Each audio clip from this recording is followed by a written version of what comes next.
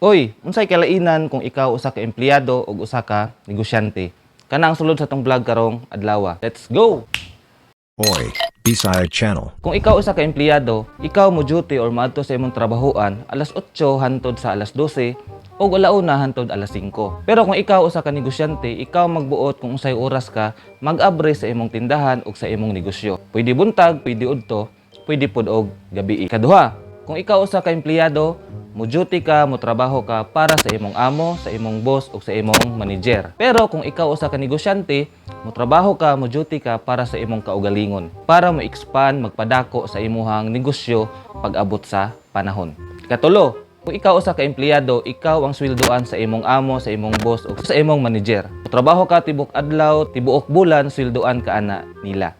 Pero kung ikaw usa ka negosyante, walay mo sweldo sa imuha. Maningkamot ka para imong negosyo mulago og mapadako.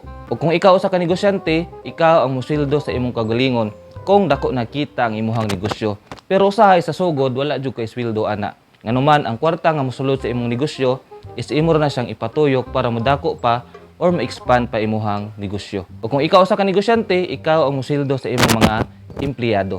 Kaupat, kung ikaw usa ka empleyado, imong income is fixed. Kung usang sweldo na inyong nasabutan, sa usa ka bulan is mao ra jud na siya imuhang sweldo. Magtarong ka og dili, imong sweldo is mao ra jud na siya. Example, sa gobyerno manarbaho ka. Natay mga kaubanan na mga tapulan, dili kay mo trabaho, pero iyang sweldo is pareho ra sa imuhang nga grabe og paningkamot. Pero kung ikaw usa ka empleyado sa gobyerno, nanarbaho ka sa gobyerno, ayaw sundog atong mga empleyado nga mga tapulan. Dito ka sundog sa mga empleyado na mga kugihan.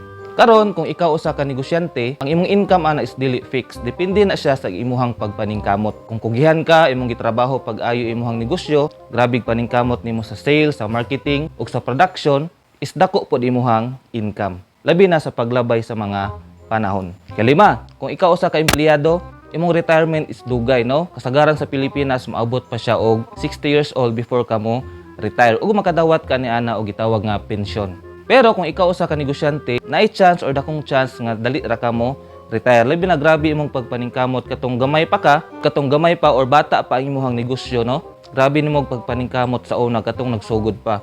Kung imo ni siyang mapalago, dayon is dakong chance nga dali ra pud ka mo retire. Og imo nang puy-an ang maayo nga sitwasyon sa imong kinabuhi. Sa Pilipinas, kung atong tan-awon, mas daghan ang gitawag na empleyado kaysa sa mga negosyante. Ikaw, asa imong pilion? Mahimong empleyado or mahimong negosyante? Pwede nimo i-comment sa ubos kung kini siya imong natanaw sa YouTube o sa kilid kung imo ni siyang natanaw sa TikTok. Sige, mara to og hantod na pud sa sunod.